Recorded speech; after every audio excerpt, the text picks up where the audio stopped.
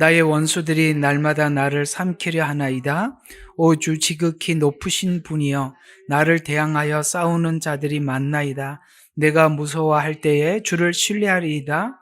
하나님 안에서 내가 주의 말씀을 찬양하리니 내가 나의 신뢰를 하나님께 두나이다. 나는 육체가 내게 행할 수 있는 것을 두려워하리 아니하리이다. 그들은 날마다 내 말을 왜곡하며 그들의 모든 생각은 나를 대적하는 악한 것이니이다. 그들이 함께 모여 숨으며 내 걸음을 주목하며 내 혼을 기다리나이다.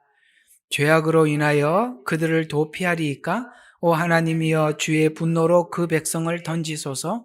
주께서 나의 방황함을 헤아리시오니 나의 눈물이 주의 병에 담으소서.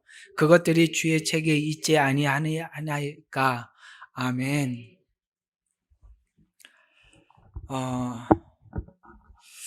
사실 이렇게 깊고 또 어려운 그야말로 쫓고 쫓기는 이런 인생을 실제 살아보지 않으면 다윗의 시편의 내용이 이 다윗이 그런 형편에 처해져 있었기 때문에 이런 시를 쓰고 있구나, 또 이런 심정이겠구나 하고 그저 영화를 보는 관찰자 입장에서 보게 되겠지만 막상 우리에게도 이와 유사한 상황들이 다가오게 되면 지금 우리가 읽고 있는 시편 56편이라는 이런 말씀들은 그저 멀리 있는 말씀이 아닌 우리 가까이 있는 말씀이 될 거고, 이런 과정이 있었기에 다윗이 그렇게 하나님 앞에 그러니까 믿음의 사람으로 설 수 있겠구나 라는 생각을 하면서 우리가 동시에 어떤 생각을 하느냐면, 그렇구나, 우리의 믿음이 자라고 성숙하기 위해서는 이런 상황이라는 것이 있는 거구나. 그러나 이 상황이 실제 성경을 읽어보면 정말 우리가 그런 상황을 맞이하고 싶은 것은 아니기도 하죠. 그러나 하나님께서 원해서가 아니라 그렇게 이끌고 가셔서 우리가 그 상황을 맞이하게 될 때 두 갈래로 갈라지겠죠. 어떤 사람은 하나님 살아계시는데 어찌 이럴 수 있습니까? 라고 하나님을 불평하고 원망하고 돌아서는 사람이 있을 것이고, 이런 것을 통해서 우리 믿음을 다듬어 가신다라는 걸 아시는 분들은 이 상황을 말씀을 붙잡고 매우 적극적으로 우리가 신앙이 성숙하는 그런 과정으로 삼겠죠.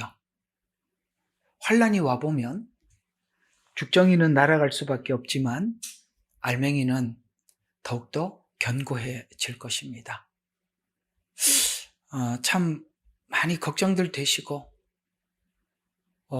참 어려운 시간들을 보고 있습니다. 눈에 뻔하게 보이는데 손 쓸 방법은 없고, 이대로 가만히 있기에도 기가 막히고, 참 뭘 하기에도 어찌 해야 될지도 모르겠고, 이런 상황들을 우리 모두 다 겪으면서 이렇게 되어 가는구나. 저는 성경의 역사를 우리가 가만히 돌아보면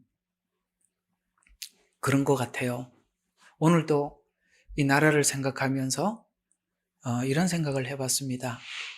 하나님께서 에덴 동산에서 아담과 하와가 추방되고 난 이후에 가인이 이제 비교 의식에 의해서 하나님께서 아벨의 제사를 받자 시기 질투가 나서 이제 가인이 아벨을 죽이게 됩니다. 그러자 하나님께서는 가인에게 표를 주는 것을 악용하지요. 그걸 점점 악용을 하고 그게 점점 이렇게 자라서 드디어 어떤 정치가가 등장하게 되는데, 라멕이라는 정치가가 등장하게 되죠. 가인보다 훨씬 악한 정치가가 등장하게 됩니다.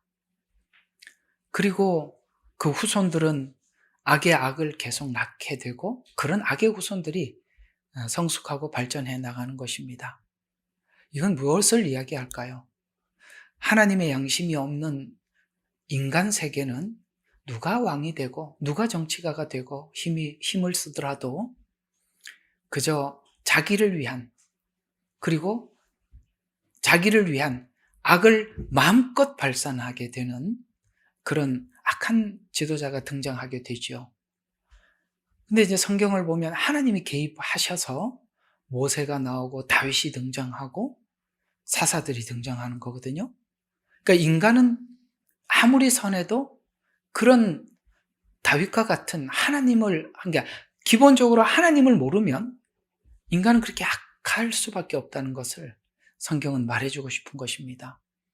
그래서 우리가 그런 악한 지도자들이 등장하는 것이 이상한 일이 아니라 그저 하나님을 모르는 사람들은 모두가 정권을 잡고 힘을 가지게 되면 다 라멕과 같다는 것이죠. 라멕이 자기 죄를 다 감추고 숨기고 혹이나 나의 죄에 대해서 누가 정죄하거나 거기에 대해서 태클을 걸면 하나님께서 벌을 70배나 더 할 것이다 라고 그 선한 하나님의 심판을 거기다가 악용하지 않습니까?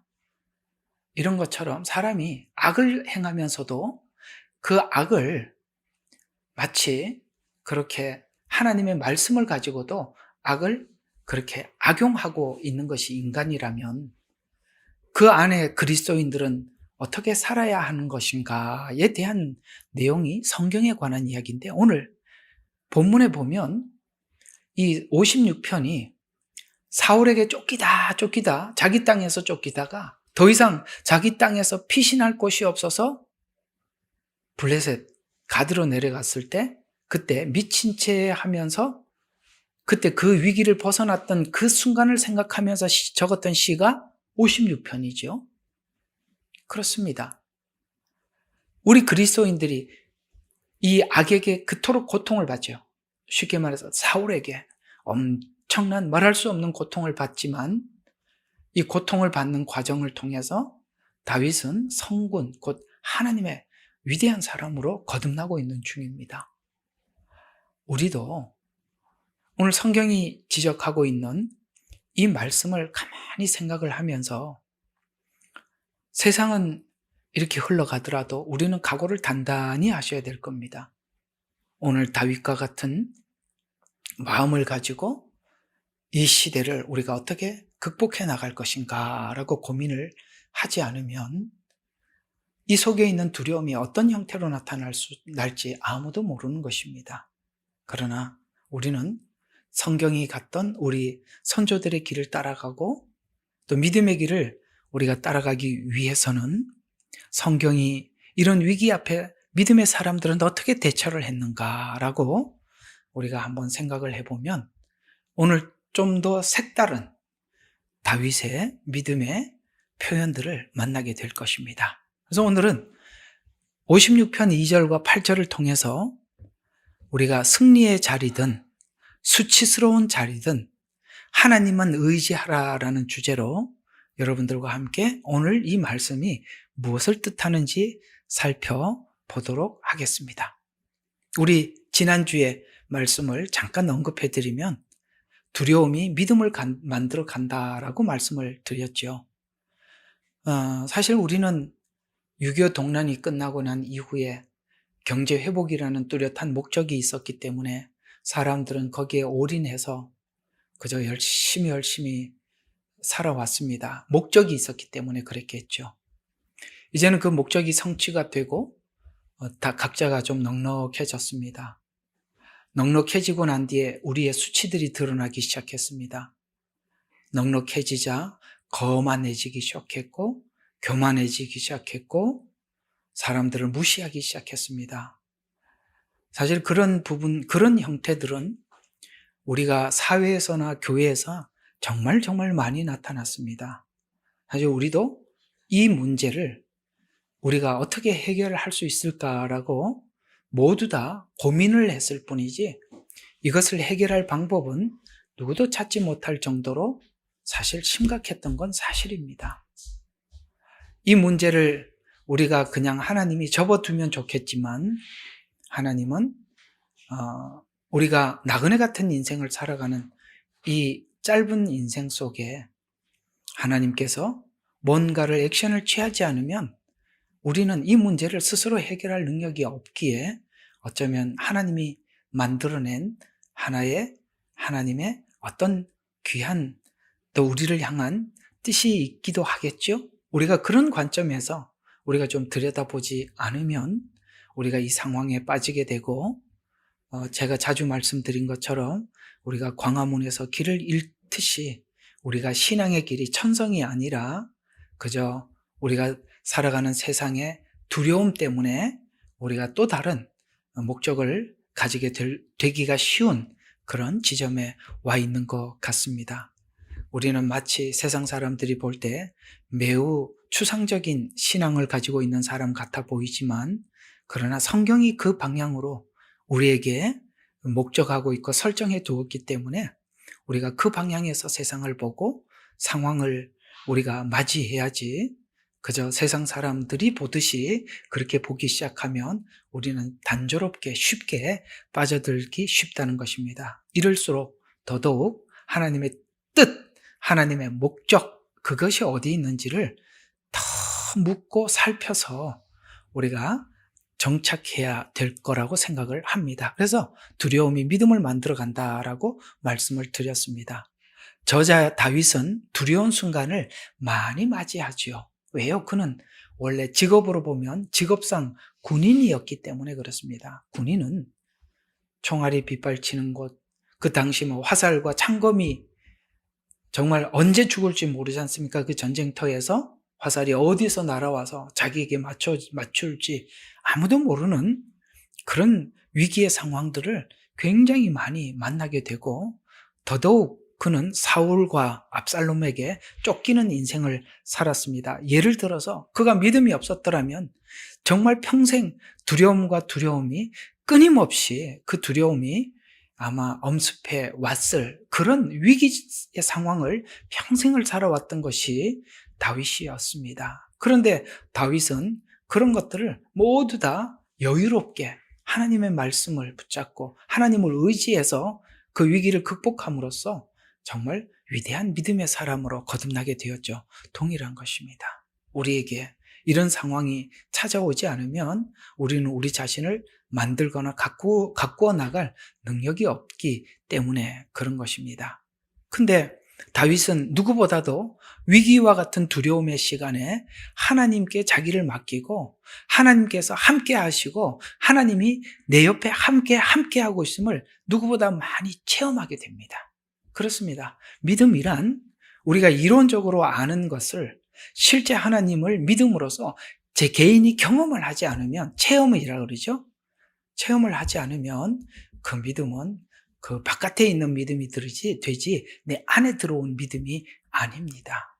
시편에 보면 다윗이 놀라운 말을 합니다. 내가 주를 의지하여 적군을 달리고 여러분 그게 무슨 말이냐면 적 진영을 말을 타고 달려 들어갔다는 것입니다. 누가 적 진영에 말을 타고 뛰어 들어갈 수가 있겠습니까? 그러나 다윗은 얼마나 하나님을 그렇게 많이 체험했으면 내가 주를 의지하여 적군을 달리고 내가 주께 의뢰하여 담을 뛰어넘나이다. 이런 이야기를 합니다. 누가 그걸 하겠습니까? 다윗이 누구보다 이런 시간을 많이 맞이했고 하나님을 체험했기 때문에 그랬던 것입니다. 그래서 오늘 2절부터 하나하나 보면 이런 고백을 합니다. 이 가드에 가서 미친 채 했을 때 적은 시에 이렇게 말합니다. 2절을 보면 나의 원수들이 날마다 나를 삼키려 하나이다. 오 주여 지극히 높으신 분이여 나를 대항하여 싸우는 자들이 많나이다. 내가 무서워할 때 주를 신뢰하리이다. 4절 하나님 안에서 내가 주의 말씀을 찬양하리이다. 내가 나의 신뢰를 하나님께 두나이다. 나는 육체가 내게 행할 수 있는 것을 두려워하지 아니하. 이게 굉장히 중요한 겁니다. 결국은 육체가 할 수 있는 것, 무슨 말이에요? 사람이 나한테 하는 것에 대해서 나 이제 두려워하지 않습니다. 이런 말이 되는 거거든요. 자, 이 말이 도대체 무슨 말이냐. 자, 종일 나를 삼키려고 이렇게 말씀하고 있습니다.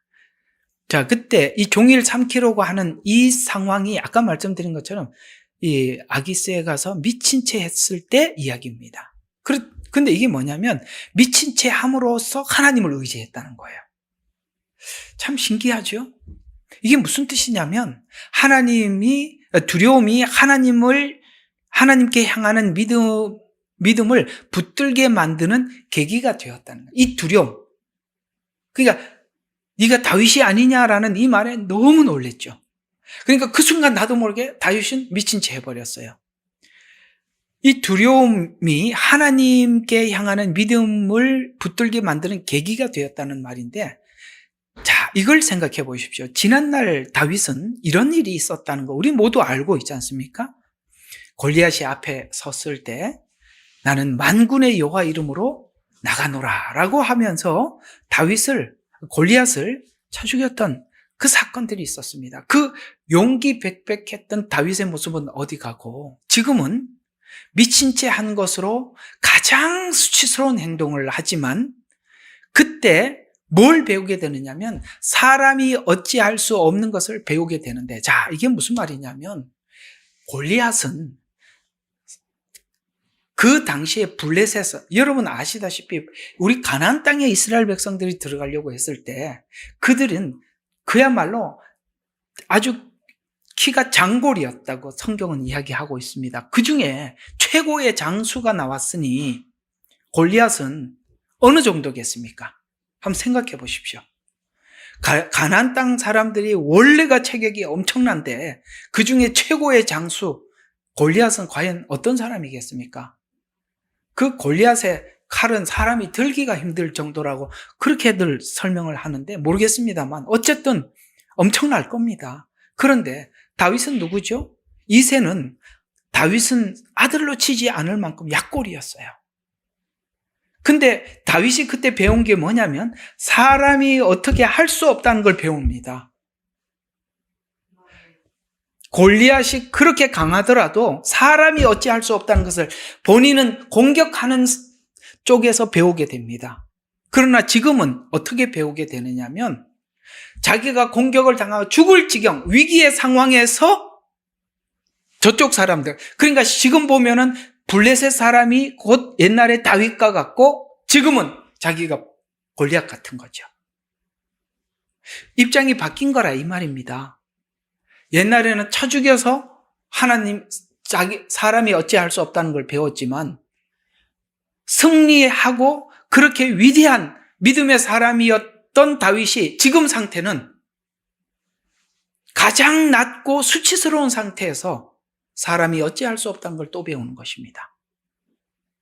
이것이 우리는 두 군데서 다 배워야 하는 거예요. 우리는 한쪽에서만 배우죠. 승리로만 배우려고 하는데 낮춰져서 배우는 것이 십자가의 죽음이거든요. 그러니까 낮아져서 죽는 걸 배우고 있는 것입니다. 그래서 지금은 자신이 죽을 지경이 되었을 때 하나님이 아니면 무엇도 할 수 없음을 배우고 있습니다. 그래서 미친 채 했더니 분명히 그가 다윗이라고 봤는데, 야, 이게 우리나라에 미친 사람이 부족해서 이런 미친 사람을 또 데리고 왔느냐라고 처음에 봤을 때 다윗이라는 걸 분명히 알아차렸는데 모르잖아요. 하나님이 눈을 가렸으니까 모르는 거예요. 사람이 어찌할 수 없더라는 거예요. 그래서 지난날과 다르게 사람이 아무것도 아님을 체험하고 오직 모든 힘이 하나님께 있음을 배우게 됩니다. 이 상황을 하나님이 우리 모든 신자들에게 필연적으로 가르치는 하나님의 훈련 코스가 있어요. 엘리야가 그랬죠. 갈멜산에서 850대 1로 승리를 했습니다. 승리 가운데 하나님이 하셨지만 그러나 이세벨이라는 한 여자의 말 때문에 그 먼 곳을 도망을 가서 하나님께 나만 홀로 남았습니다. 내 생명을 걷어가 주십시오. 이런 모습을 통해서 하나님은 때로는 승리를 통해서 보여주기도 하지만 가장 비참한 모습 속에서 가장 낮은 상태에서 여전히 그 상태에서도 하나님을 신뢰하도록 하나님 그렇게 훈련을 시키신다는 것입니다. 그래서 오늘 혈육을 가진 사람이 내게 어찌하리까? 왜요? 누가 두렵기 때문에 그래요? 사람이 항상 두렵지요. 지금 우리 되어가지는 이런 모든 과정 속에 이제 점점 사람 때문에 막 두려움이 엄습해 올 겁니다. 그러나 오늘 다윗은 말하고 있습니다. 사람이 내게 어찌하리요? 우리가 이걸 넘어서지 못하면 사람의 두려움에 얽매이게 될 것입니다. 그래서 낮아져야 할 수 있는 상황에서 자신의 강함을 내려놓고 낮아져서 하나님을 체험했다는 말인데, 신자는 강할 때나 약할 때 모두 하나님 없이는 아무것도 없음을 배우게 되는 것입니다. 신자가 지금 이런 상황을 겪는 것은 훗날, 두려움의 날, 우리는 얼마 지나지 않으면 하나님께서 약속하신 환난이 다가오게 될 것입니다. 이 두려움의 날, 하나님을 의지하기 위한 훈련을 우리는 이런 시간을 통해서 준비해 가고 있다는 것입니다. 사람이 어찌할 수 없다는 것과 자신도 어찌할 수 없다는 것을 배우는 것입니다.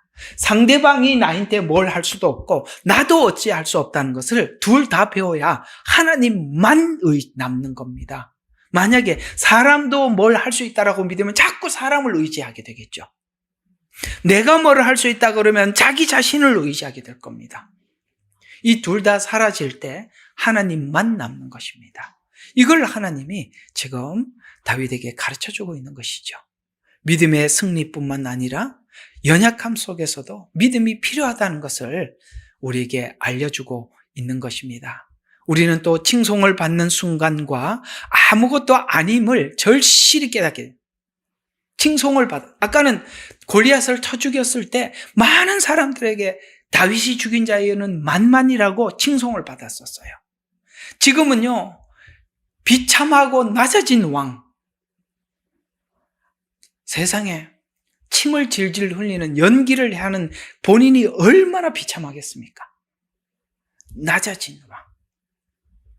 강함과 약함 모든 상황에서 하나님을 믿는 믿음을 가진 자로 쓰이기를 하나님께서 이렇게 배우게 하시는 거예요. 그래서 우리는 자꾸 이런 이야기를 해요. 여러분, 그런 이야기를 하면 안 돼요. 하나님, 목사님, 제가 조금 지금은 힘들어서 그러니까, 지금은 뭐 믿음이 떨어져서 그러니까 조금 회복되면요.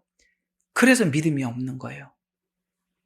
이런 상황이라도 낮아졌을 때 와야죠. 낮아졌을 때 하나님을 더 붙잡아야죠. 뭐가 회복이 다 되고는 안 돼요.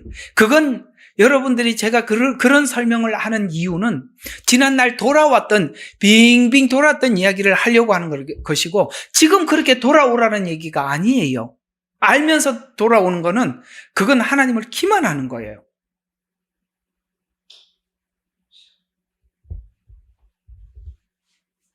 약함과 강함, 모든 상황 속에서 하나님만 남아있는 사람들은 강했을 때도 하나님을 의지하게, 자기를 의지하지 않을 것이고, 낮아졌을 때도 자기 수치스러움 때문에 하나님을 떠나지 않고 모든 것을 배우게 하신다. 배우게 한다는 걸 잊어서는 안 됩니다. 이건 배우게 한대요. 왜 배우게 했는지를 한번 볼까요?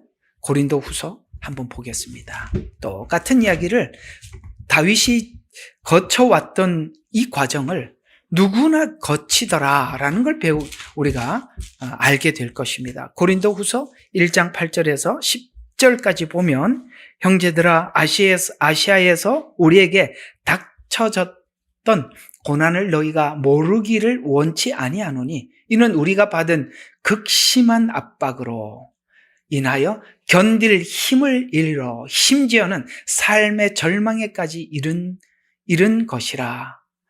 우리는 우리 자신 속에 사형 선고를 받았으니, 지금 똑같은 상황이죠? 이는 우리가 우리 자신을 신뢰하지 아니하고 죽은 자들을 살리시는, 그래서 죽는 자리까지 가게 했다라는 거예요. 죽은 자를 살리시는 하나님만이 중요해요. 혼자 남았다는 거죠. 만 신뢰하게 하려 함이라. 그분께서 우리를 그처럼 극심한 사망에서 구해내셨으며 또 구해내시고, 자, 과거지요? 내셨던 경험이 미래로 갑니다. 구해내시고 계시니 그 다음에 그분께서 여전히 우리를 구해내 주실 것. 아멘. 과거가 지금 현재 믿음이 되고 미래에도 믿음이 되더라는 거예요. 이게 체험 없이는 불가능하니까 하나님께서 바울에게 그 체험을 줬다는 것이죠. 그래서 그분께서 여전히 우리를 구해내 주실 것이라는 소망이 그분 안에 가지고 있노라. 그 안에 들어갔다는 거예요. 자, 그 얘기가 아시아 곧 에베소에서 겪은 위험을, 이게 고린도후서 여기 이 말씀이 사도행전 19장을 배경으로 하고 있거든요. 거기에 보면 데메드리오라는 사람이 선동을 해서, 여러분 참 무섭지요. 누구를 선동을 해서 바울을 붙잡아서 죽을 뻔한 상황이 되었었는데, 그 상황에 생명의 위협을 받을 뿐만 아니라, 여러분 어느 정도였냐면 자기가 바울이 해야 할 이 선교 길이 막히고 사역이 무너질 수 있는 위기까지 왔어요. 여러분 사람이요, 이건요 최고의 절망인 거예요. 여러분 바울이 모든 걸 버려두고 하나님을 위해서 헌신하기로 결정하고 왔는데, 보세요. 선교 길이 막히고 앞으로 사역이 무너질 것 같은 위기는요, 이거는요 정말 사형 선고를 받은, 딱 정확하게 오늘 표현 그대로예요. 사형 선고를 받은 겁니다. 그래서 위기까지 왔어요. 그래서 오늘 바울이 그 마음의 표현을 힘이 지나도록 심한 고난을 겪었다고 하면서, 이것은 자기 능력으로는 도저히 감당할 수 없는 무너진 위기를 겪었다라고 말하면서, 그래서 사형 선고를 받은 줄 알았을 정도에서 배운 것이 뭐냐? 하나님, 자기를 신뢰하지 말고 죽은 자를 살리시는 하나님만 의지하는 것을 그런 상황에서 배웠다는 거야. 이건요, 계시로 하나님 갑자기 믿음을 확 이렇게 업그레이드 해주는 게 아니라 배워서 그 믿음이 생기는 거래요. 우리는 아무것도 안 하고 그냥 말씀만 꼭 붙잡고 기도만 하면 그게 생겨요. 물론 그것이 체험으로 가서, 실제 상황으로 가서 믿음이 되는 거거든요.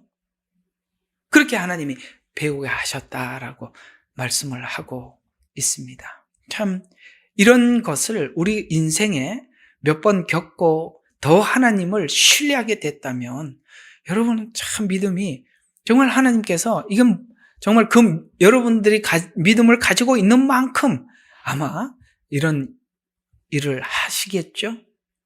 네. 이런 일들 있습니다.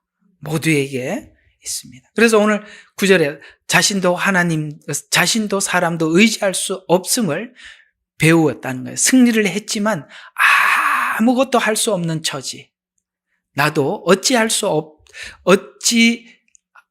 못해서 건지셨고 또 건지실 것이라고 오늘 9절에 있는, 결국 이걸 하나님이 가르쳐 주셨다. 또 여기는 지금 1장에서 이런 살 소망까지, 여기 있었던 에베소에서 배웠던 걸 설명을 하지만 고린도 후서 끝부분에 또 가서 한 번 더 이런 이야기를 합니다. 자, 여기서 뭘 배웠다고요? 죽은 자를 살리시는 하나님만 의뢰하는 것을 배웠어요. 자, 문제는 그걸 배웠어요. 근데 문제는 사람들이 배운 걸 계속 유지해 나가느냐는 또 다른 이야기라는 거예요. 이해가 가요? 우리가 하나님께 어떤 것을, 귀한 것을 배울 수는 있어요. 근데 문제는 배운 걸 가지고 유지하지는 못하더라. 근데 하나님께서 바울에게 이걸 유지할 수 있는 것을 하나 가르쳐 주시더라. 그게 어디냐? 고린도 후서 그대로 보세요. 1장에 이 은혜를 유지하도록 배운 게 뭐냐? 12장입니다. 고린도 후서 12장 7절에서 10절을 보면 이 은혜를 유지하도록 하나님이 이렇게 하셨대요. 자, 정령 사도들의 표적들이 너희 가운데서 모든 인내와 표적들과 이적들과 능력 행함으로 판명되었으면 내 자신이 너희에게 짐이 되지 않았던 것, 아니지? 고린도후서 12장 7절에서 10절.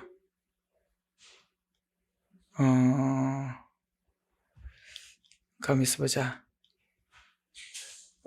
다른 교회도 무엇이냐? 나의 공평 가진 내 점을 용서해라. 이게 다른 데 하나님께서 여기네. 어쩐지 절수를 잘못 제가 엉뚱한 데를 읽었습니다. 자, 전혀 이게 아니었었는데 어쩐지 7절부터입니다. 죄송합니다. 12장 7절부터입니다.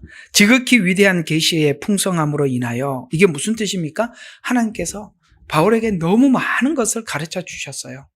막 지극히 높은 계시. 그러니까 이렇게 받으면 사람들이 자고하잖아요. 그죠? 그래서 지극히 위대한 계시들의 풍성함으로 인하여 내가 자고하지 않도록 육체의 한 가시, 즉 사단의 사자를 내게 주셨으니 그가 나를 쳐서 자고하지 못하게 하려 함이라. 뭔가 아까 받은 은혜를 유지하도록, 하나님이 자고하지 못하도록 하나님 쭉 이어가도록 뭔가를 하셨다라는 것이죠. 그래서 지극히 이를 풍성함으로 자고하지 않도록 육체의 한 가시, 즉 사단의 사자를 내게 주셨으니 그가 나를 쳐서 자고하지 못하게 하려 함이라.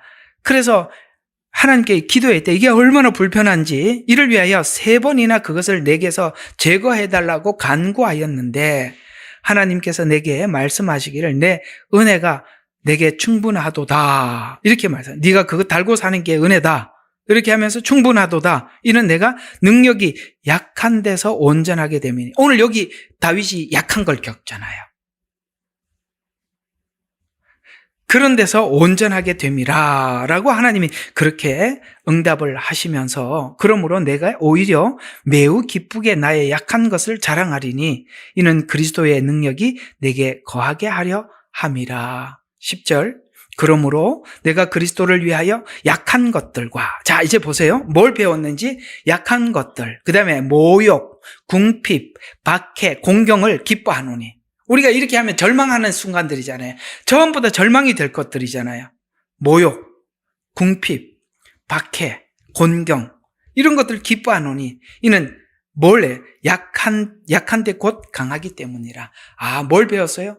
하나님, 내가 지금 자랑할 것만한 것이 골리앗을 죽였어요. 제가 사울을 살려줬어요. 이런 게 아니라 약할 때 나를 지킬 수 있더라. 그래서 하나님께서 1장에는, 고린도후서 1장에서는 죽음을 배우게 해줬어요. 죽음과 부활을 배우게 해줬어요.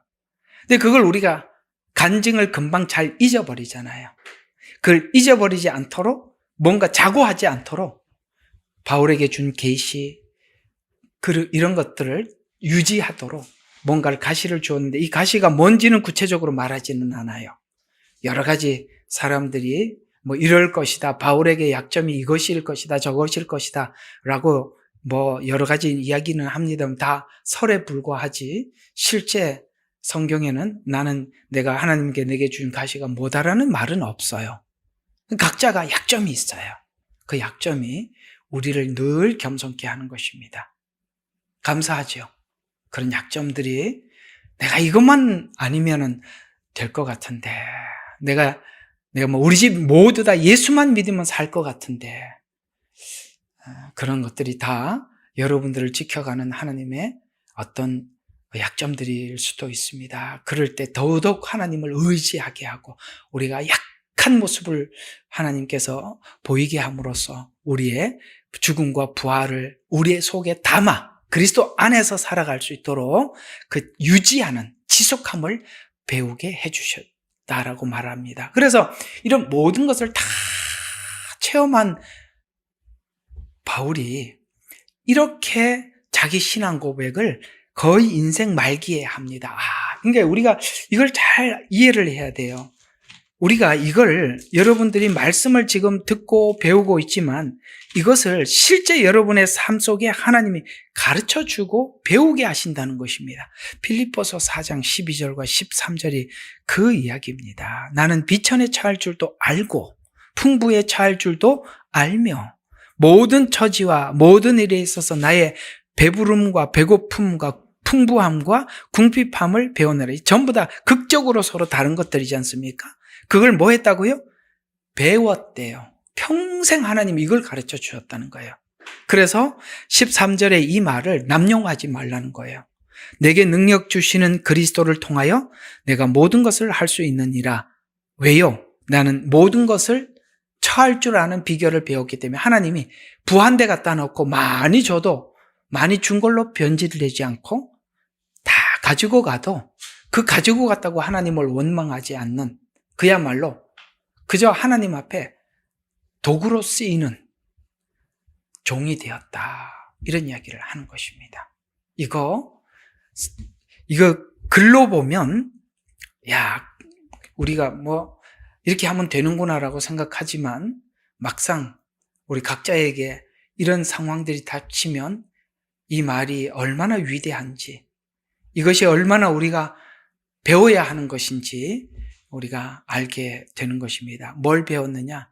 가장 비밀스러운 걸 배웠다. 그리스도와 연합하는 것, 이걸 배웠다는 것이죠.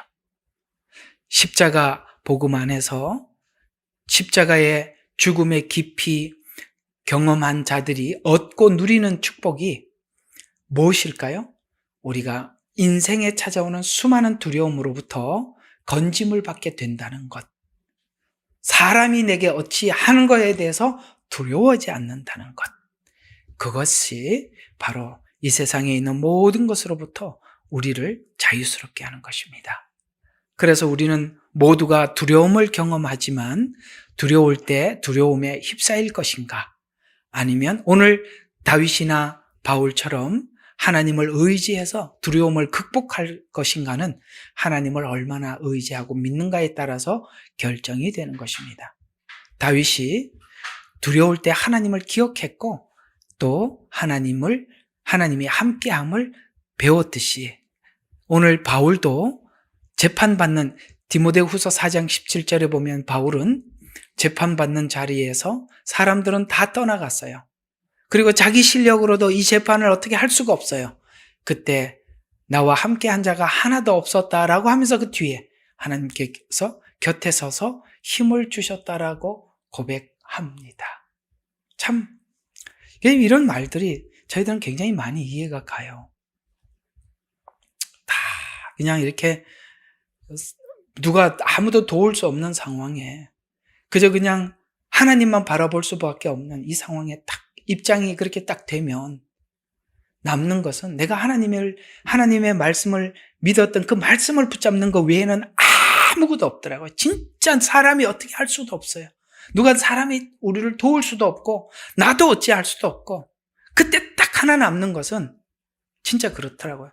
딱 잡혀가서 진짜 딱 위기 상황이 오니까 딱 떠오르는 건 말씀 이외에는 아무것도 없어요. 하나님 말씀을 딱 붙잡고 그게 말씀을 붙잡은 게 용기가 되고 위안이 되고 힘이 되더라고요. 이번에 우리 컨퍼런스 가서 우리 옛날에 있었던 그런 이야기들 좀 나누면 여러분들에도 큰 도움이 되지 않을까 싶어서 그런 시간도 한번 마련해 보려고 합니다.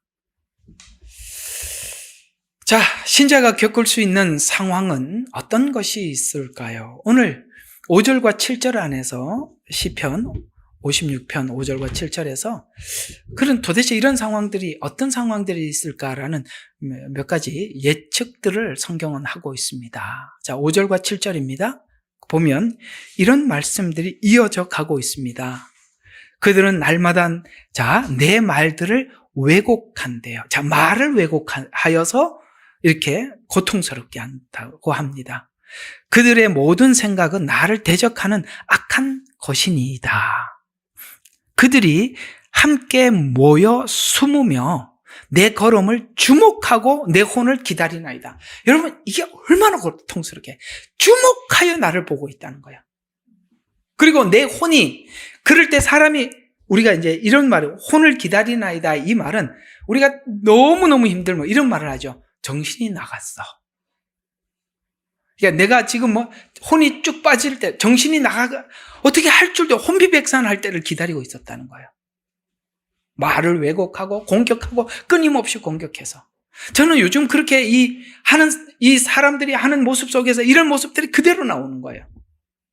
끊임없이 말을 왜곡해가 만들고 공격하고 만들고 공격해서 사람들을 미치게 만드는 거예요.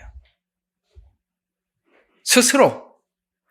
나중에 막 별 생각이 다 드는 거예요. 내가 비정상인지 저쪽이 비정상인지 도대체 내가 정상인데도 누가 정상인지 헷갈리게 만들어. 하도 얘기를 하니까 저게 사실일까 막 이런 오해도 들게 만들고 말이죠. 쉽게 말해서 오늘 여기 그 얘기예요. 혼이 빠지게 만든다 이 말이에요. 그러면 오늘 여기 5절과 7절이 그 참 성경은 그 얘기를 다 해주는 거잖아요. 여러분 이 악한 사람들이 제일 싫어하는 사람이 누구냐? 그리스도인들이에요. 좌파 그리스도인들 말고 진짜 복음을 가진 이 그리스도인들을 왜 그렇게 싫어하냐면요. 이 어둠에서 하는 일들을 다 알고 있거든요. 우리는 성경을 아니까 이 사람들이 어떤 작전을 쓰는지 성경이 다 이야기를 했어. 그러니까 이 북한 같은 데서 왜 기독교인들 그렇게 싫어하냐? 여기 북한에 있는 분들이 한국에 와서 교회 다니면서 깜짝 놀라잖아요. 여기 성경을 보니까 하나님이라는 이름에다 김일성이가 다 들어가 있대. 거기 집어보니까 똑같더라는 거예요. 찬송도 똑같더라는 거예요. 어쩌면 그렇게 김일성이를 찬송하는 거하고 성경에 우리 찬송 부르는 찬송가하고 어쩌면 그렇게 똑같냐 이거예요. 거기다가 하나님이라는 이름 속에 자기 이름을 집어넣어놨으니 세상에 예수님을 믿고 난데 자기들의 오늘 이 정체가 다 들통이 날 거 아니에요. 얼마나 무섭겠어요. 제일 싫은 게 기독교인들이에요. 기독교인들 중에 가짜들 말고 진짜 예수 믿는 이 크리스찬들을 그렇게 싫어하는 거예요. 그래서 이 공산사회는 무신론이기 때문에 그러니까 무신론이기 때문에 기독교를 없애는 게 아니라 그건 핑계고 자기들의 정체가 드러날까 봐 그러는 게 오늘 성경이 너무 정확하겠죠. 날마다 내 말들을 왜곡하고 모든 생각은 나를 대적하는 악한 것이니이다. 자, 이게 무슨 말을 왜곡시켜서 악의적인 소문을 만들어서 고통을 받을 때 반대를 위한 반대로 받는 고통 이해가 가요? 늘 뭘 이야기하면 전부 다 반대예요. 왜? 그게 진리니까. 그쪽으로 가면 다 자기들이 속임이 다 들통이 나니까. 그런 걸 반대를 위한 반대는 그 진리가 드러나는 게 그렇게 싫은 거예요. 이 과정을 통해서 얻는 유익은 나는 그 국회의원들 중에 아주 그냥 가짜 생산 무슨 기계처럼 항상 가짜. 그런 거 보면 참 이게 정상적인 사고를 가진 사람이 열불이 나서 못 보잖아요. 계속 말하지요. 정확하게 나와 있지요. 금방 말했죠. 날마다 내 말들을 왜곡한다는 말은 전부 다 말을 지어내고 만들어내고 말을 하는 걸 전부 다 반대한다 이 말이에요. 그래서 이 과정을 통해서 얻는 유익이 무엇이냐? 바로 십자가를 경험한 자들에게 주어지는 부활을 아는 축복인데요. 오늘 여기 보면 이렇게 얘기해요. 자, 말을 왜곡한다는 말은 사단이 하는 공격의 패턴의 다양성에 대해서 우리가 알고 있어야 돼. 그걸 오늘 성경이 그대로 우리에게 발표해 주는 거예요. 그러면서 사단이 사용하는 수법을 알고 대처하기 위해서는 첫 번째 말을 왜곡해서 공격한다는 것입니다. 이거 처음부터 그랬던 거예요. 에덴 동산에서 있었던 그 말을 왜곡해. 하나님의 말씀을 그대로 왜곡해서 항상 왜곡해서 말을 하잖아요. 뭐라고 이야기합니까? 동산에 있는 모든 실과를 먹지 말라 하더냐? 왜 물어? 왜 묻냐 이거예요. 왜 그런 말도 안 되는 성경에 그래서 하라 하지 말라 예 아니오라고 대답만 하라 그랬는데 왜 중간에 먹지 말라고 하더냐라는 이 말이 왜 필요하냐 이 말이에요. 그 먹지 말라 하더냐 그러면은 뭐라고 대답해야죠? 먹지 말라 했다 하라고 더 이상 대화하지 말고 돌아서면 되는데 왜 먹지 말라 하더냐는 말에 왜 들어갑니까? 성경은 분명히 이렇게 말을 했으면 네 하고 그러면 끝내면 되는데 왜 더 물어? 왜? 자기가 짓는 죄에 대해서 정당하게 하려고 자꾸 되묻는 거 아니에요? 왜 자꾸 말에 꼬리를 붙여요? 하나님의 말씀이 딱 전해졌으면 그걸로 끝이지 왜 물어 들어가냐고. 그건 묻는 사람에게 문제가 있는 거예요. 거기에 그 패턴에 휘말려 들어가면 오늘 하와처럼 끝장이 나는 거예요. 그래서 결국은 여기에 말려 들어가서 죽지 아니하리라는 말까지 가잖아요. 죽으리라가 둔갑을 정확하게 했습니다. 죽지 아니하리라로. 죽으리라 하고 죽지 아니하리라는 정반대잖아요. 왜 글로 갔다고요? 먹지 말라 하더냐라는 그 질문과 대화를 했기 때문에 그쪽으로 간 겁니다.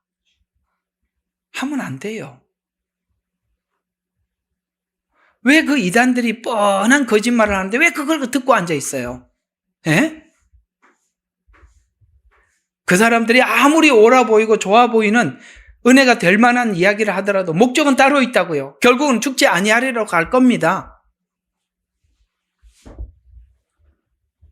그래서 말을 왜곡해서 공격한다는 것입니다. 근데 이 말이 얼마나 기가 막히냐면 단 하나의 나무만큼 했지요. 선악과만큼 했어요. 근데 사단이 하는 말은 그 불만을 표현해요. 마치 모든 것을 금한 것처럼 말을 바꾸어서 하나님의 뭐를 의심하게 만드냐면 하나님의 선하심을 의심하게 만드는 거예요. 하나님이 우리에게 하지 말라고 하는 것이 우리에게 얼마나 하나님의 선하심이고 우리에게 유익하면 주셨을까라고 그렇게 생각을 하고 아담과 하와는 손을 대지도 않았었어요. 그런데 말을 왜곡하니까 거기에 말을 기울이고 그와 대화를 하니까 생각이 바뀌어버리는 거예요. 하나님이 진짜 선하실까? 이렇게 가는 거예요. 우리는 에덴 동산에 있는 모든 자유, 다 먹으라는 이 자유에 대해서 왜곡해서 자유를 결국에는 사단과 대화를 하고 사단이 준 신학을 가지고 성경을 보면 자유가 방종으로 가는 거예요. 마음대로 해도 된다. 아니요? 언제 그랬어요? 하나님. 방종하라고 언제 그랬습니까? 갈라디아서에서 분명히 말했습니다. 그 자유를 육체의 기회로 삼지 말라고 했다고요. 자유에 대해서 왜곡해서 자유를 방종 혹은 자유를 방종하는 형태로 만듭니다. 모든 것에서 자유한다. 아니요? 그렇지 않습니다. 죄에서 자유를 주어서 마치 이 자유가 마음대로 해도 된다라는 방종을 만들어내죠. 혹은 자유를 억압하는 말씀으로, 방종을 하든지 억압하는 말씀으로 해서 자유는 우리 인간에게 준 자유의지는 귀한 선물입니다.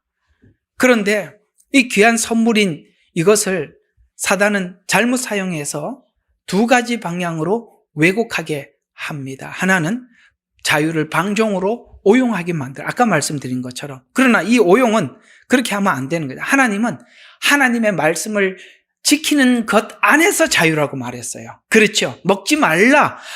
먹는 날에는 죽으리라는 그 틀 안에서 자유가 있다는 것이었죠. 내 마음대로 해도 된다. 이게 아니죠. 근데 이상하게 지금 현재 이 복음들이 이렇게 많이 심겨져 있어요. 그건 분명히 사단이 정리해둔 해석입니다. 갈라디아서 아까 말씀드린 것처럼 5장 13절에 형제들아 너희가 자유를 위해서 부르심을 입었으나 그러나 그 자유를 육체의 기회로 삼지 말고 라고 말했습니다. 또 요한복음 8장 34절에는 자유를 핑계 삼아서 자기 욕망을 추구하고 죄를 정당화하는 것은 곧 방종이다라고 말합니다. 이는 죄의 종이 되는 결과를 낳게 된다라고 말씀하고 있습니다. 그렇습니다. 이걸 잘못하게 되면 죄의 종이 되는 것이지 의의 종이 되는 것이 아닙니다. 사단이 자기 아래 두는 것입니다. 문제는 하나님의 말씀을 가지고 사단 아래 딱 들어가면 무서워지는 겁니다. 사람이 무서워져요. 말씀을 잘못 해석을 하고 사단이 요구하는 대로 쓰이게 되면 타협이 안 돼요. 왜요? 신앙이니까 목숨 걸고 하거든요. 무섭습니다. 또 자유를 억압으로 제한할 때 우리는 율법주의, 인간의 전통, 바리새인들 봤지요? 그걸 이야기하는 겁니다. 권력 구조 속에 자유가 억눌리면 사람은 하나님이 주신 본래의 자유를 누리지 못합니다. 억압은 외식과 위선을 낳게 되고 은혜 대신 무거운 짐을 지우게 되는 것입니다. 우리는 잘못 두 가지, 자유를 가지고 이렇게 억눌리게 만들고 때로는 자유를 가지고 방종하게 만들고 그렇게 하는 것입니다. 그래서 이 자유는 너무 중요한 거예요. 지금까지 전쟁 중에 가장 깊은 전쟁의 중심과 사상에는 자유가 있는 겁니다. 지난날에는 권력자들이 자기 권력을 유지하기 위해서 사람들의 자유를 다 뺏었어요. 그래갖고 자기 권력을 유지했습니다. 지금은 어느 순간 기독교 정신을 바탕으로 한 국가가 세워지면서 국민들에게 자유를 줬지요. 국민들에게 자유를 준 가장 귀한 선물이 선거입니다. 투표입니다. 국민이 자기 의지를 표현할 수 있도록 자유를 준 거예요. 이제 그 자유가 걷어지고 있어요. 옛날에 그런 또 다른 세계로 넘어가는 겁니다. 이 자유라는 것이 그렇게 무서운 겁니다. 사단과 하나님 사이에 인간의 자유의지를 놓고 피 튀기는 싸움을 하는 것입니다. 우리는 하나님이 주신 자유를 어떻게 쓰느냐? 우리는 하나님의 말씀 안에서 규모 있게 쓰는 자들이 있고, 저들은 이 자유가 얼마나 인간에게 중요한지를 아니까 그 자유를 뺏어서 자기 권력을 누리려고 하는 것이고, 자유가 누구에게 속해 있느냐? 성경은 하나님의 사람들은 누구냐? 몸은 매여 있어도 양심은 자유하는 사람들이에요. 찬송가에 나오죠. 우리는 우리 마음까지 묶을 수는 없는 거예요. 복음적 가치에서 이 자유의 바른 사용은 아까 말씀드린 것처럼 갈라디아서 5장 13절처럼 이 자유는 그리스도 안에서 주어진 것으로 자기 중심으로 쓰는 것이 아니라 성경은 도리어 이 자유를 뭘로 쓰라? 이때 이 자유가 진짜 가치를 바라는데 사랑으로 서로 종노릇하는 자유로 쓰는 겁니다. 자유로 내 마음대로 할 수 있어요. 그러나 상대방에게 내가 낮아진 마음으로 종노릇하는 자유도 하나님이 내게 준 자유를 선하게 쓰는 거란 말이에요. 이걸 어떻게 썼느냐? 하나님이 그렇게 쓰셨어요. 예수님은 하나님의 아들이에요. 그분은 무소부재하시고 완전한 자유인이에요. 그런데 율법이라는 틀 속에 들어왔어요. 스스로 갇혔어요. 왜? 우리를 율법에서 건져내려고. 종노릇하러 오셨다는 거예요. 아셨어요? 예. 자기를 스스로 묶는 것입니다. 종노릇해서 뭘 하려고요? 그것을 통해서 하나님 되심을 빛이 되고 소금이 되게 하려고. 그래서 성경은 사랑으로 서로 종노릇하는 데 사용해라. 자유는 하나님을 향한 순종의 기쁨이고 이웃을 향한 섬김의 기회라고 말하고 있습니다. 고린도 전서 10장 31절에도 자유는, 곧 자유의지는 자기 주장이나 쾌락이 아니라 복음의 능력 안에서 참된 해방을 누리고 하나님께 영광을 돌리는 통로가 되어야 한다. 자유의지. 놀랍게도 우리는 자유가 있어요. 믿는 사람들에게 완전 날개를 단 사람들이죠. 왜? 하나님 자녀예요. 하나님 약속이 있는 사람들. 우리는 우리만큼 자유스러운 사람은 없어요. 그러나 이 자유를 사람들에게 과시로 쓰는 것이 아니라 섬기는 기회로 쓰는 것입니다. 사람들은 권력을 주니까 자기를 위해 쓰는데 우리는 하나님이 주시는 은혜를 주니까 이 자유가 다른 사람들을 섬기는 데로 쓰더라. 곧 예수님께서 하신 것처럼 말이죠. 그러나 사단은 말씀을 인간의 왜곡된 성향과 만나 다르게 변형시키는 실력은 정말 최고입니다. 무슨 말이냐? 사단이 아까 말씀을 왜곡시킨다 그랬죠, 5절에. 그죠? 근데 왜곡을 시킬 때 사람이 그걸 받아들여요. 하와가 받아들이듯이. 근데 그걸 받아들이는 게 이유가 뭐라고요? 인간의 왜곡된 성향들, 뭔가 꼬부러진 마음들이 그런 자기 마음하고 딱 맞으니까 그걸 받아들이는 거예요. 그걸, 나 이게 참 경상도 사람이라 이게 그런 거를 각자 약한 부분들을 침투해서 들어오는 거예요. 그 왜곡되고 삐딱한 그 뭔가를 그걸 붙잡고 들어오는 거예요. 그걸 여러분들이 문을 막을 수 있어야 돼. 그건 뭘로 막느냐면 내가 하나님 앞에 공의로워야 그게 막아지는 거야. 공의. 그거는 은혜가 막는 게 아니라 공의가 막는 거예요. 공의롭게 생각해 봐요. 그것이 내 욕심이고 탐심이고 욕정이고 그렇다는 걸 우리가 알잖아요. 알면서도 문을 여는 거예요. 왜? 그런 자들이 하나님과 관계가 끊어지는 거예요. 항상 생각해 봐야 돼요. 여러분들의 말이나 마음 씀씀이가 과연 하나님의 공의라는 저울 위에 올라섰을 때 정당하냐? 옳으냐? 아니면 우리의 문제고 약점이 우리는 알고 있죠. 제 말 알아들으시죠? 그런 걸 타고 들어오는 거예요. 사단은 모두 말씀을 여기까지 모든 말씀을 들고 들어와서 왜곡시키는데 말씀으로 왜곡이 되면 신앙이 되고요. 놀랍게도 그냥 남의 이야기를 듣고 그렇게 된 거는 괜찮은데 그래도 해결 가능한데 문제는 사단이 말씀을 가지고 왜곡을 해갖고 말씀이 내 안에 들어와서 그게 삐딱하게 신앙이 이상한 형태로 나가잖아요.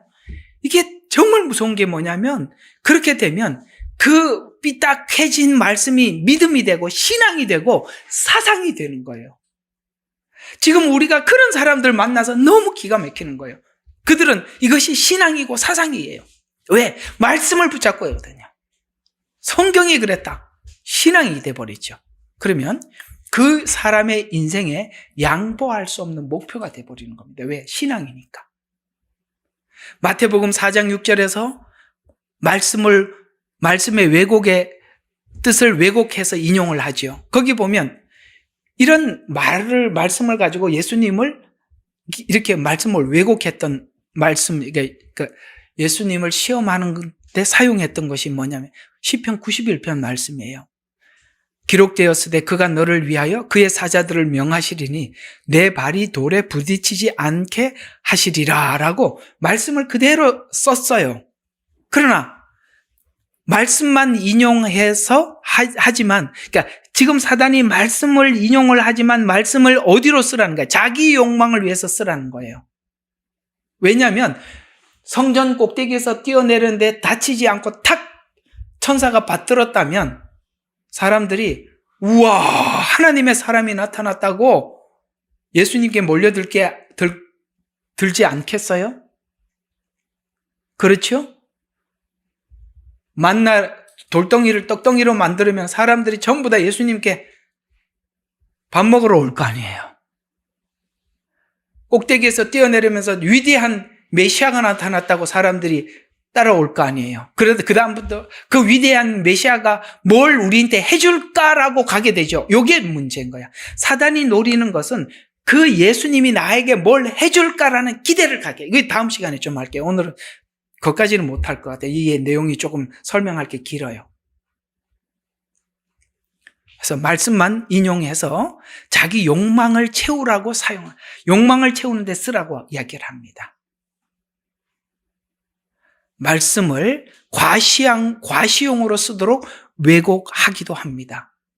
그래서 말씀을 이렇게 하기도 하지만 기도에서도 그렇게 한대요. 사단이. 기도에서도 어떻게 하느냐. 성경에 우리가 잘 알고 있는 마태복음 6장에 가보면 구하라 찾으라 두드리라는 이 말씀이 있어요. 우리는 기도 공부할 때마다 전부 다 이걸 가지고 공부하고 있어요. 하나님께 기도해라. 구하라. 그러면 주신대. 찾으라 그러면 찾아진대. 두드리라 그러면 열린대. 여러분 그게 앞에 무슨 말씀이 있어요? 그 나라 그 의를 구하라. 그걸 의를 구하면 준다. 의를 찾으면 찾게 한다. 두드리면 주신다. 이렇게 말씀을 하고 있는데 그걸 가지고 자기 필요한 걸 구하래. 아니잖아요. 말씀을 써서 말씀을 그대로 하고 있지만 문맥을 끊어버리고 네가 필요한 거 하나님 앞에 구하면 주신다고 자기용으로 쓰라 그러잖아. 말씀을 자기가 원하는데 기도도 그렇게 쓰라고 말을 하는 거예요. 말씀을 왜곡이 되면 기도도 왜곡이 되는 거예요. 재림도 왜곡이 되고요. 전부 다 그렇게 삐딱해지는 거예요. 또 우리 아까 빌립보서 4장에서 말씀한 것처럼 믿는 자에게 능치 못한 일이 없다라는 이 말, 그런 걸 또 과시용으로 쓰는 거예요. 오늘 여기까지만 좀 하고 다시 한번 5절을 한번 보고 지나갑시다. 5절을 보면 그들은 날마다 내 말들을 왜곡하며 그들의 모든 생각은 나를 대적하는 악한 것이니이다. 왜곡하는 것이 나를 대적하는 것이라는 거예요. 말씀을 왜곡하는 것이 나를 대적하는 거예요. 말씀을 왜곡하는 것이 나를 죽이는 길이잖아요.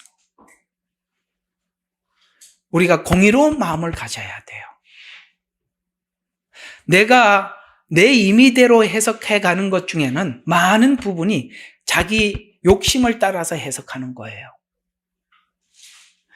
다 내려놓고 나는 지금까지 철저하게 이쪽으로 생각을 했는데 성경이 아니라 그러면 그 순간 다 접어야 돼. 내 생각을. 이게 공의예요. 그럴 때 사단이 틈타지 못하는 겁니다.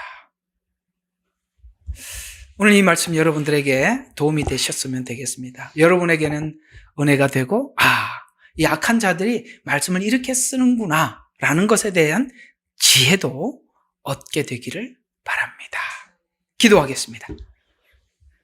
하나님 아버지, 악한 자들은 말씀을 왜곡하고 말씀을 이렇게 왜곡해서 하나님께서 우리에게 전하고자 하는 참된 의미들을 다 악한 데 쓰도록 만든다고 오늘 시편 56편 5절은 우리에게 악한 사단의 전략을 우리에게 소개해 주고 있습니다. 우리가 알게 해 주십시오. 깨닫게 해 주십시오. 그래서 하나님을 아는 지혜를 갖게 해 주셔서 어떤 상황이 오더라도 그 상황 앞에서 이것이 무엇인지 관찰할 수 있도록 해 주시고 뭐든지 덥석 받지 않게 도와주시옵소서. 예수님 이름으로 기도드렸습니다. 아멘. 예레미야의 눈물은 시대에 맞는 말씀 선포와 변질되지 않은 순수 복음을 외치고 있습니다. 함께 연결되어 하나님께 예배드리며 이 마지막 때에 하나님께 쓰임받길 원하시는 분은 카카오 채널로 연락주시면 연락드리도록 하겠습니다. 고정 댓글에 채널 경고와 착제에 대비한 예비 채널과 제2채널 링크를 올렸습니다. 이 채널 또한 구독 부탁드리겠습니다. 감사합니다. 우리는 역사상 가장 중요한 시점을 지나고 있습니다. 하나님께서는 하나님의 일을 하시기 전에 사람을 준비시키셨음을 우리가 알고 있습니다. 하나님 말씀은 마지막 때에 대추수, 대부흥의 때가 있다고 분명히 예언하고 있습니다. 아멘. 하나님의 말씀이 그대로 성취될 것을 믿습니다. 예레미야 눈물은 잠자는 교회와 영혼을 깨우기 위해 노력하고 있습니다. 이 가슴 뛰는 일에 함께 하길 원하시는 분은 카카오 채널로 연락 주시기 바랍니다. 당신은 위대한 하나님의 사람입니다.